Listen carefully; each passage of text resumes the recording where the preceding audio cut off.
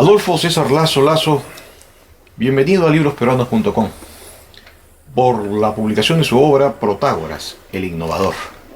En realidad es un libro que llama la atención porque en el medio universitario peruano no se ha publicado una obra exclusiva sobre Protágoras, es la primera vez que aparece. Y lo que más se resalta en la obra es que no hay que confundir el aporte de Protágoras con el protagorismo que fue difundido sobre todo por el legado de Platón y de Aristóteles. ¿Por qué es importante hacer este deslinde? Bueno, ante todo, profesor, buenos días, gracias por la entrevista que me está dando. Y con respecto a la pregunta que usted me está haciendo, es que Platón y Aristóteles malinterpretan, ¿no?, el legado de Protágoras. Como en ese tiempo había una adversión a la sofística o a los sofistas, no entienden en la verdadera dimensión lo que Protágoras trata de decir, ¿no? O sea, la relatividad, y también fue el iniciador de una filosofía antropológica, porque él emplea el término mensura para dar a entender que el hombre es la medida de todas las cosas, de todo lo que él puede observar, ver. O sea, el hombre es el que le da valor, ¿no?, a las cosas de la naturaleza, a las cosas de la vida. Esa es la diferencia entre lo que escribe Platón, Aristóteles y el legado de Protágoras.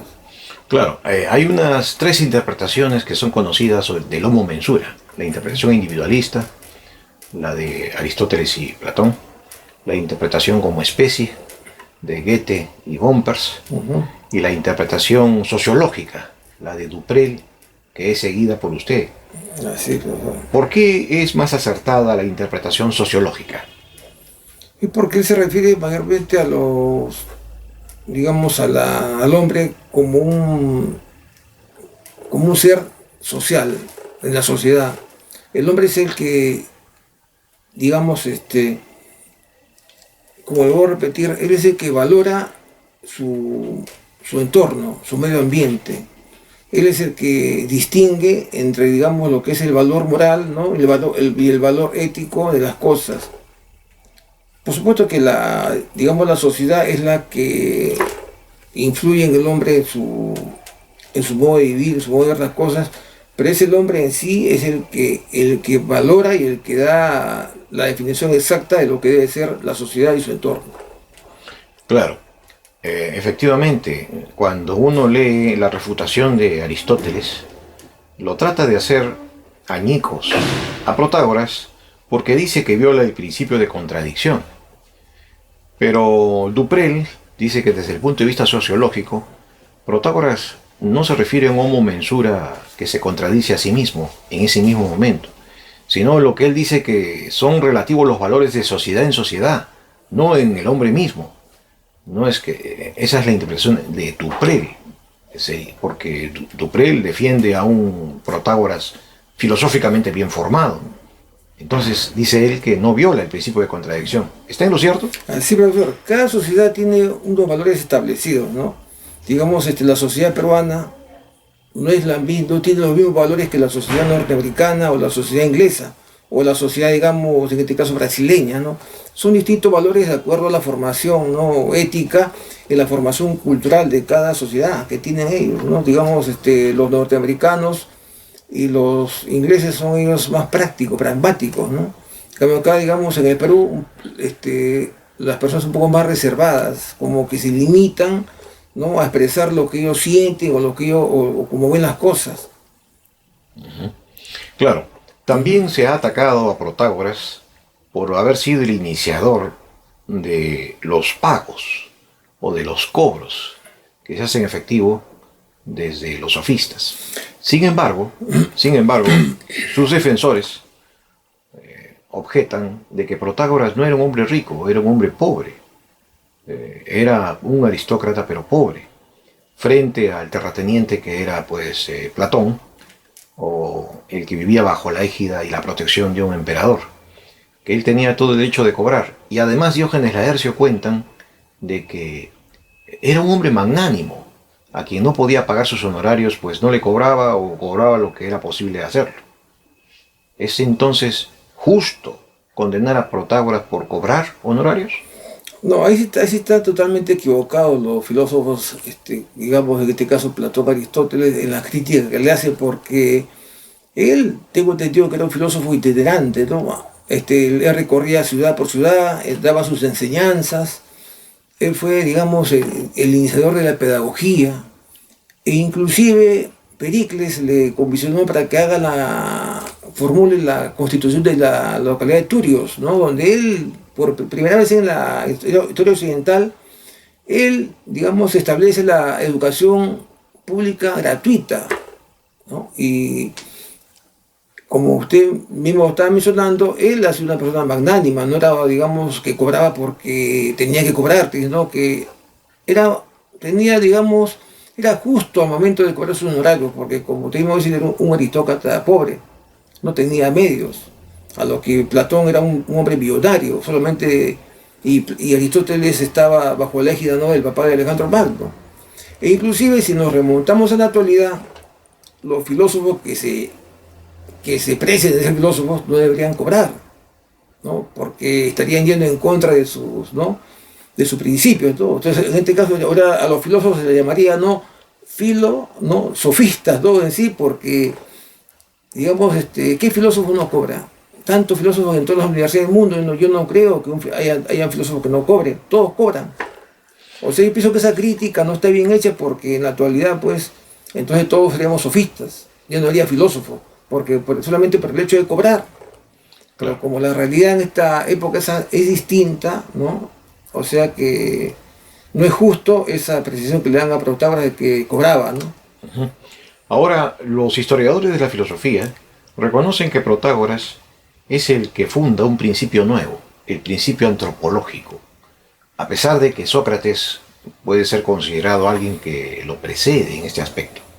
Pero es Protágoras, como el Homo Mensura, el que establece un principio francamente antropológico. Ahora, la gran pregunta es, ¿acaso Protágoras con este principio no rompía el cosmos antiguo centrado en las cosas? El cosmos antiguo era un cosmos cosmocéntrico que giraba en torno a las cosas. Pero Protágoras, como bien dice el subtítulo de este libro, resultaba siendo un innovador, porque con el principio antropológico era un adelantado de siglos de lo que estaba sucediendo en su tiempo. ¿Cómo lo ve usted? Sí, profesor, tiene usted razón, porque anterior a Protágoras, digamos, en este caso los filósofos presocráticos eran estudiosos de la naturaleza, del agua, la tierra, el viento, el éter, ¿no? Cuando llega Protágoras, recién, ¿no?, juntamente con Sócrates, pero en otro sentido, él, digamos, estudia al hombre. Y ahí, a partir de Protágoras da inicio a la filosofía antropológica, porque ya la filosofía se dedica exclusivamente al hombre. Cuál es su función dentro del universo, cuál es su misión, ¿no?, digamos, en este mundo, cómo se puede desenvolver el hombre, ¿no?, en la sociedad. Digamos, pues Protágoras, como dice, él innova la filosofía clásica porque, como le voy a repetir, él es uno de los primeros filósofos, aparte de Sócrates, que él estudia al hombre y su relación con la sociedad. Claro, hay un punto controvertible en Protágoras. Es cierto que Protágoras reconoce que las leyes son obras humanas, y en ese sentido son relativas de sociedad en sociedad.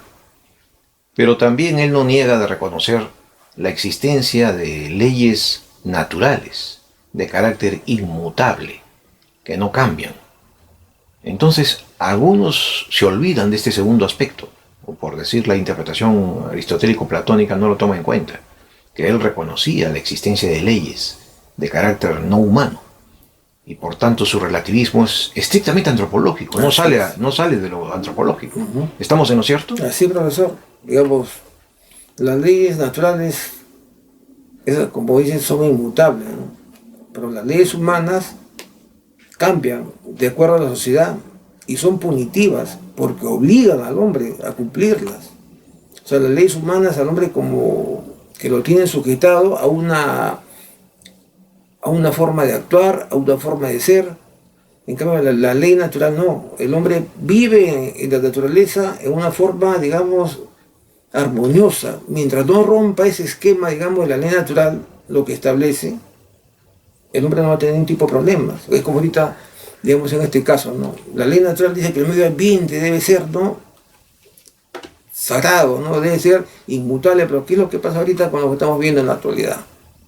Con todos los desechos tóxicos, desechos de plástico, desechos químicos que van o a los ríos o al mar, el hombre mismo está rompiendo esa ley natural, lo cual va a ir en contra del mismo hombre, en contra de la tierra. O sea, el mismo hombre se está perjudicando por no cumplir con una ley tan natural de cuidar su medio ambiente, lo cual está ahorita de moda. Pero en cambio una ley dada en la sociedad, como le voy a repetir, es una ley punitiva que le es impuesta al hombre para que lo cumpla. En parte es bueno y en parte es malo. ¿Por qué es bueno? Porque regula al hombre su conducta. Es malo porque lo obliga a cumplir lo que no quiere hacer de repente. Ahora, como filósofo antropológico, Protágoras le pone mucho énfasis a lo educativo y defiende a la educación como medio de educación del hombre, para inculcarle valores y hacerlo un ser virtuoso en cada sociedad, según sus valores. Este mensaje de Protágoras de la importancia de la educación para la formación de los valores y de la aparición de la virtud, ¿no es una señal de advertencia para nuestro tiempo? Claro, Protágoras fue, digamos, fue una persona como un profeta, ¿no? Porque, como le voy a repetir, él en la Constitución de Turios establece que la educación pública debe ser gratuita, lo que no se pensaba, pues, ¿no?, hasta estas épocas, digamos, la época actual, ¿no? Ahora lo que él dice de que la educación es la que va a formar valores, la que va a transformar, es cierto, porque en cada sociedad tenemos diferentes tipos de valores, ¿no? Pero la educación, lo que él propone, es lo que al hombre lo va a encaminar hacia el bien, ¿no?, hacia las cosas morales correctas. Es la educación la que va a transformar al hombre. Es la educación la que al hombre lo va a, digamos, hacer tener una vida armoniosa, tanto con la naturaleza como con la sociedad en la cual vive. Claro. Y este aspecto de lo educativo nos lleva a reflexionar sobre el supuesto protagonismo de la filosofía posmoderna, con su famoso lema del todo vale. Ese todo vale en realidad no tendría que ver con el protagonismo de Protágoras, No. sino tendría que ver con la mala interpretación de Platón y Aristóteles. Porque Protágoras no está diciendo que todo vale. No. Está diciendo que la educación está llamada a formar virtudes en cada sociedad según sus valores. Así es. Entonces, ¿cómo criticaría usted a la filosofía posmoderna? De que se ha vuelto muy superficial, porque una filosofía que se precie de ser filosofía no puede decir que todo vale, porque al decir todo vale está incitando o induciendo a las personas a que actúen mal. Y eso es lo que estamos viendo ahorita en nuestra sociedad, ¿no? Vemos el Congreso, todo vale, ¿no? Yo me corrompo, soy corrupto, pero como tengo inmunidad, todo vale. O ese juez supremo que estuvo en ese cartel de los cuellos blancos del puerto, también, ¿no? Para él, ¿no?, él, a pesar de ser un magistrado que tenía que cumplir las leyes, como todo vale, no, pues no hacía lo que le da la gana, ¿no? O sea, y se basaba en que tenía inmunidad. O sea que esa filosofía de que todo vale no está de acuerdo con lo que postulaba Protágoras. Era otro tipo de filosofía. Claro. Sin embargo, hay un aspecto de Protágoras que sigue siendo preocupante. Por ejemplo, Protágoras habla de que efectivamente el hombre es una criatura social, pero es una criatura social que construye sus leyes de acuerdo a cada sociedad. Y cuando él habla del hombre, no está hablando del hombre individual ni como especie, sino del hombre social. O sea, pero en definitiva, el hombre social, ¿qué es? Es la sociedad, es el Estado, son las leyes. Y aquí viene la pregunta. ¿No nos está llevando Protágoras a suprimir la libertad individual en pos de la libertad del Estado, que oprimiría, como oprimió, por ejemplo, el comunismo marxista sobre los seres humanos? No, eso es lo que se ha entendido mal de Protágoras, ¿no? Él habla del hombre, la persona, pero como una persona social. No habla que la sociedad, el Estado representan al hombre, ¿no? El hombre como un ser social que es el que va a definir lo bueno, lo malo, lo moral y la virtud en cada sociedad. El ser humano es lo que la persona es el que va a definir su comportamiento, ¿no? A través, digamos, de sus valores educativos, sus valores morales, sus valores, digamos, tradicionales que tiene en cada sociedad. Si esto es así, entonces, quien estuvo más cerca del legado de Sócrates no fue precisamente Platón, sino sería Protágoras. Así, profesor. Inclusive hay autores como Mondolfo, Guthrie, Taylor, que ellos indican, ¿no?, de que Sócrates fue un gran sofista. Que Sócrates, antes de ser filósofo, fue un gran sofista. Pero no en el sentido de Calicles, de engaño. No. De lo que enseñaba. Porque si vamos a hablar las cosas como son, digamos, la sofística no es nada malo. Gracias a la sofística, ¿no?, ahorita se emplea la retórica, ¿no?, la cual emplean todos los abogados, digamos, los docentes, ¿no?, el arte de enseñar, ¿no?, a las personas, ¿no? De la sofística, digamos, de Protágoras nace la psicología, la retórica, la ciencia política, porque el hombre aprende a cómo actuar en sociedad, ¿no? Abstrae lo que es lo social, lo que es la ciencia política, la forma de cómo uno debe gobernarse, ¿no? Esos son los aportes, digamos, del protagonismo o de la filosofía protagórica a la sociedad. Ahora, para concluir, Diógenes Laercio da una noticia media oscura, como él mismo lo admite, sobre la muerte de Protágoras. En primer lugar, es cierto que fue condenado por impiedad, por no creer en los dioses, y por eso fue condenado a muerte. Y la versión que se difunde es que él logró escapar a través de un navío, pero este navío naufraga y de todas maneras no puede escapar de la muerte Protágoras. ¿Por qué Protágoras escapa y Sócrates no? Protágoras, digamos, como según dice Diógenes Laercio, su error fue querer hacer entender a las personas de esa época a la cultura helénica, que estaba basada, ¿no?, en los dioses. La antigua Grecia no tenía una religión establecida, ¿no? No había una religión, no había una Biblia, no había un libro, digamos, de religión, pero eran bien arraigados a su creencia de los dioses, ¿no? Como vemos en Homero, ¿no?, que habla de los dioses, que Saturno, que Júpiter, ¿no?, que Apolo, que los dioses. O sea que era una sociedad que basaba su cultura, su tradición en lo que hacían los dioses. Y Protágoras, el error fue decir, ¿no?, de que el ser humano, por el poco tiempo que tenía de vida, no podía dedicarse a eso porque no podía hablar de cosas que no entendía, ¿no? Él, digamos, era como un agnóstico, pero no un agnóstico en el sentido que dice de que no creía, no, que decía que el ser humano no podía, dentro de su poco tiempo de vida, entender a los dioses, así que debería dedicarse a otras cosas, ¿no?, en vez de estar ocupándose de cosas que de repente no va a entender. Y tiene razón, porque si en la actualidad también, digamos, hay libertad de religión, libertad de culto, pero muchas personas no entienden a Dios, no entienden, digamos, a qué vino Jesucristo a la tierra, ¿no?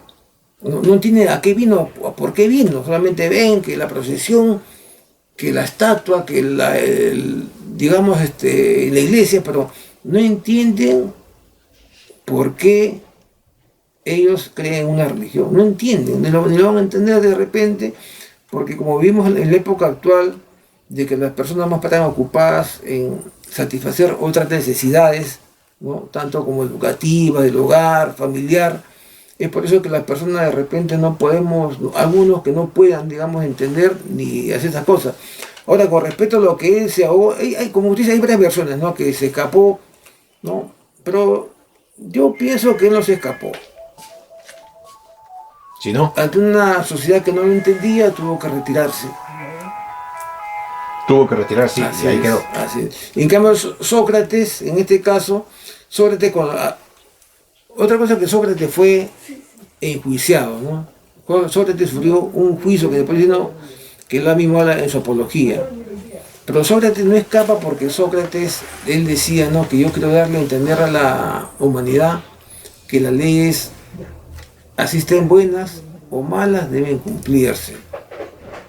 Mayormente lo que Sócrates padeció fue algo así como yo lo veo como un suicidio moral, porque a pesar de que en el Critón, ¿no?, en el diálogo Critón, los millonarios de esa época le dicen a Sócrates, nosotros vamos a pagar tu multa, lo que te esté poniendo ¿no? el tribunal, puede salir, no. Yo tengo que demostrar de que las leyes, sean buenas o sean malas, tengo que cumplirlas. En parte es bueno, en parte es malo, pero para mi parecer, Protágoras fue más práctico. Adolfo César Lazo, muchas gracias por esta entrevista de este libro y lo esperamos en sus siguientes aportes intelectuales. Gracias, profesor.